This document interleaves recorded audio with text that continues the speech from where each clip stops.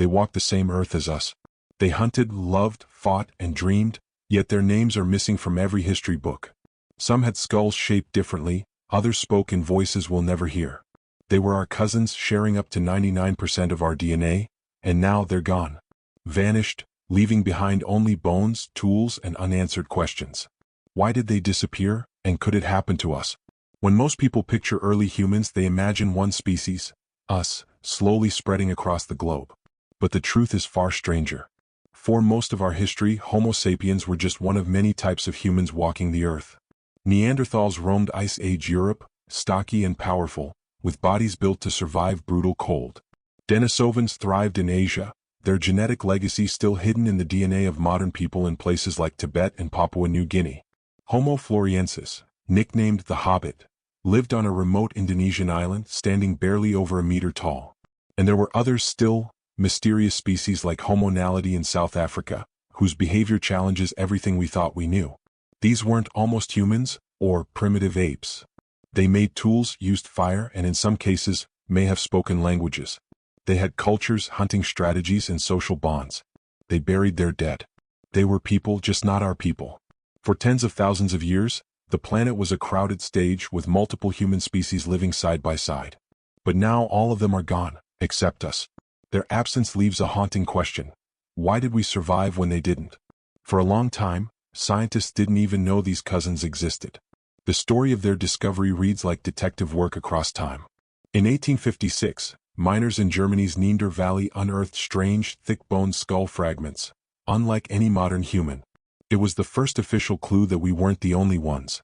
Later, in a remote Siberian cave, a fragment of a finger bone was found, so small it seemed insignificant. DNA tests revealed it belonged to an entirely unknown human species, the Denisovans.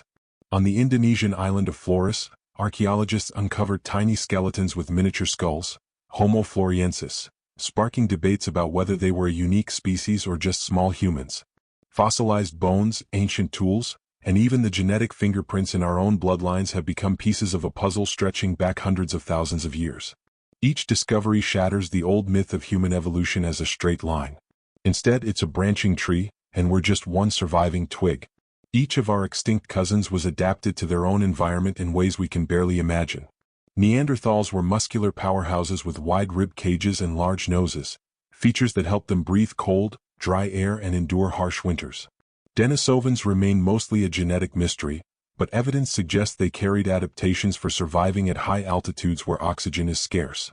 Homo floresiensis, the hobbits, were small and agile, a likely advantage for navigating dense forests and limited island resources. Homo naledi had curved fingers for climbing and brains smaller than ours, yet they displayed behaviors we once thought required higher intelligence. These differences shaped not just how they looked, but how they lived, hunted, and even thought.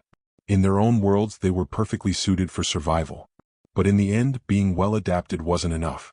The Ice Age ended, climates shifted, and a new competitor, us, began spreading everywhere. For them, the clock was already ticking. Imagine stepping out of your small band's campsite at dawn, spear in hand, and seeing movement in the distance.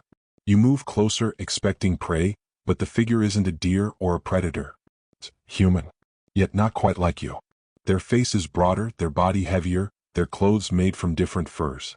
You've just encountered a Neanderthal. Tens of thousands of years ago, meetings like this happen more often than we realize.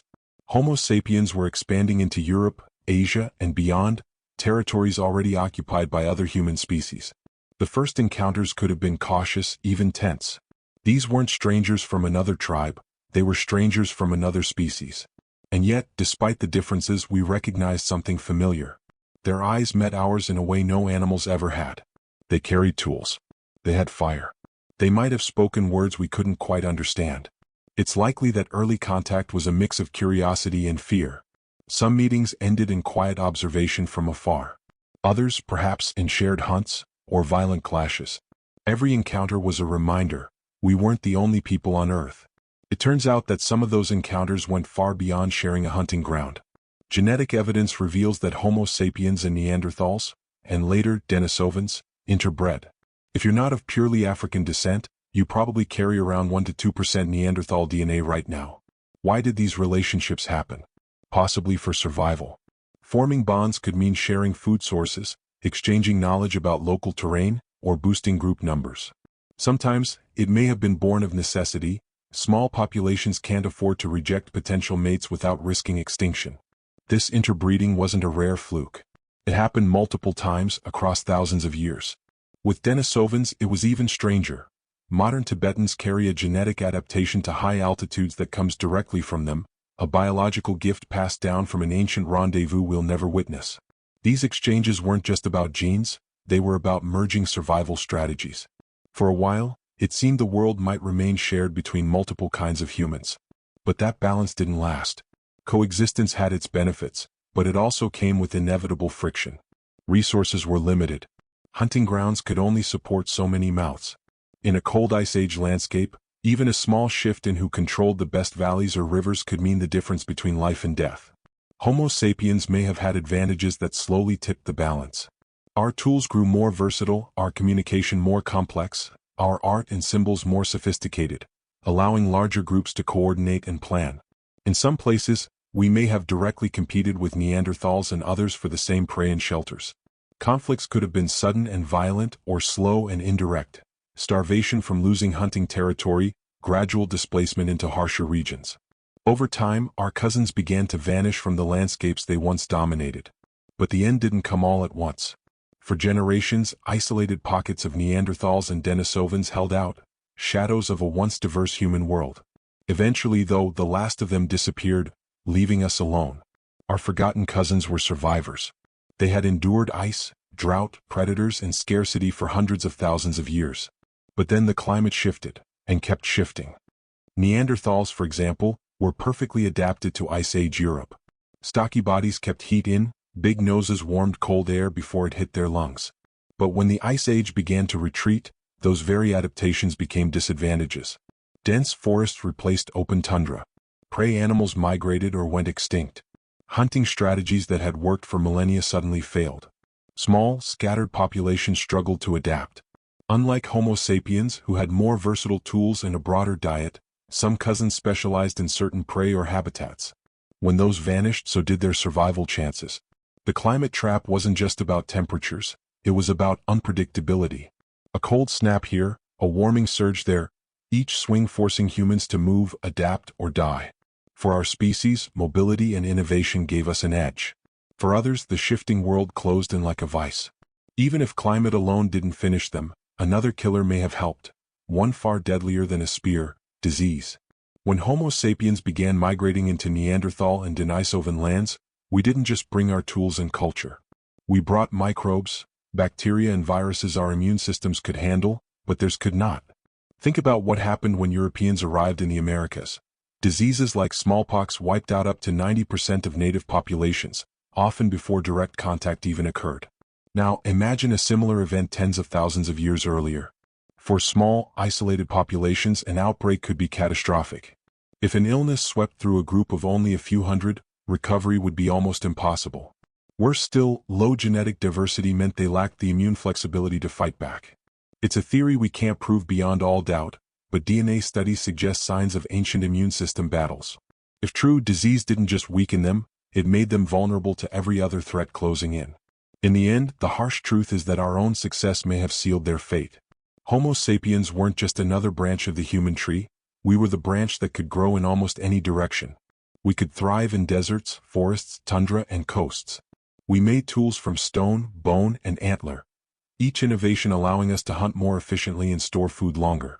Our symbolic thinking, expressed through art, jewelry, and rituals, helped bind larger communities together, giving us safety in numbers. That ability to organize may have been the tipping point. In disputes over territory or resources, larger, better coordinated groups often win. And when the environment changed, we could share ideas quickly, passing down survival techniques before disaster struck. Our cousins had incredible strengths, physical power, cold endurance, unique adaptations, but in a changing, competitive world, flexibility beat specialization. Slowly, inevitably, they vanished. When the last Neanderthal died, there was no funeral, no marker. Just a quiet fading of a species that had once looked us in the eyes. And from that moment onward, humanity, our kind of humanity, stood alone. Our cousins may be gone, but the earth still remembers them. In caves, riverbanks, and ancient burial sites, Their bones tell stories they never could. The first Neanderthal skull was discovered in 1856 in Germany's Neander Valley, and at the time, scientists didn't even know what they were looking at.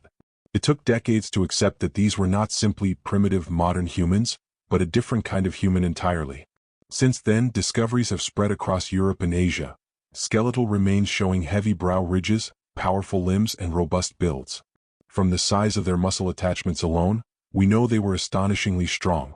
A single Neanderthal could probably outmatch most modern humans physically. But it's not just their bones that speak to us. Some were buried with tools or animal bones, suggesting ritual or symbolic thought. In Spain, we found cave paintings over 64,000 years old, and they weren't made by our species. Neanderthals left their mark in pigment, handprints, and symbols as if whispering across time, "We were here." Perhaps the most astonishing trace of our cousins isn't in caves, it's in us. In the early 2000s, scientists extracted and sequenced Neanderthal DNA for the first time. What they found was shocking. Their legacy is literally in our blood. If you are of non-African descent, roughly 1 to 2% of your DNA is Neanderthal. For people from certain regions of Asia and Oceania, there's also Denisovan DNA, sometimes as much as 5 to 6%. These aren't just genetic souvenirs. They shape who we are today.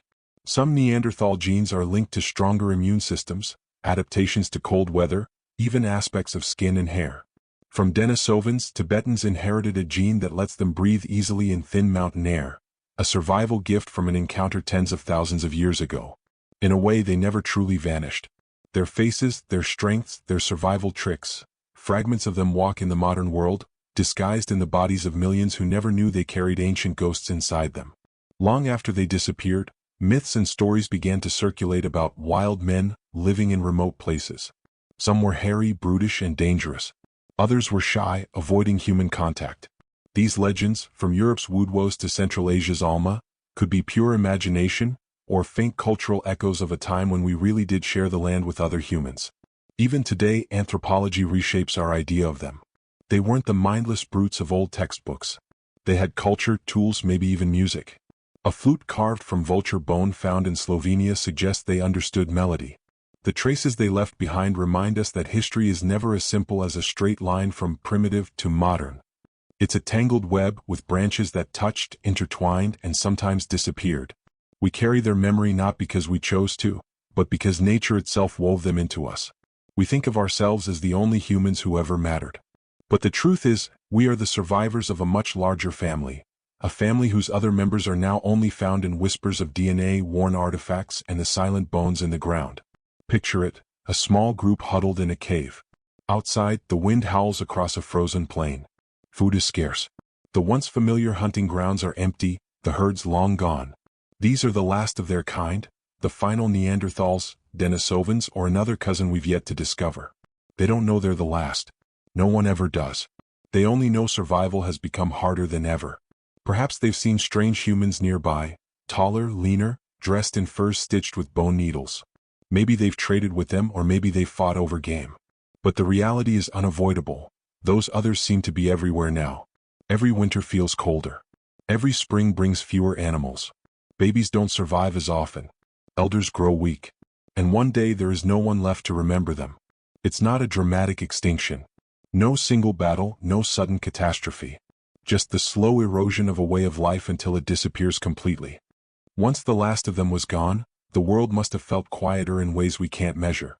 Caves once warmed by firelight stood empty. Footprints in river mud washed away and never returned. But they left more than absence. In our genes, in the tools they taught us to refine, in survival strategies we might have copied. They linger. Every time we adapt to a harsh climate, push into new territory, or stand together against danger, we echo the strengths they once had. The silence after their disappearance wasn't permanent. It became part of a larger human chorus, ours. But part of that chorus is a harmony we didn't write, inherited from cousins we barely remember. What's haunting is that we might have been the ones who pushed them into that silence. Our success, our expansion may have left no room for them. And that forces an uncomfortable question. In our rise to the top, what, and who, do we erase without even realizing? It's easy to think of them as not us, as something alien and long gone.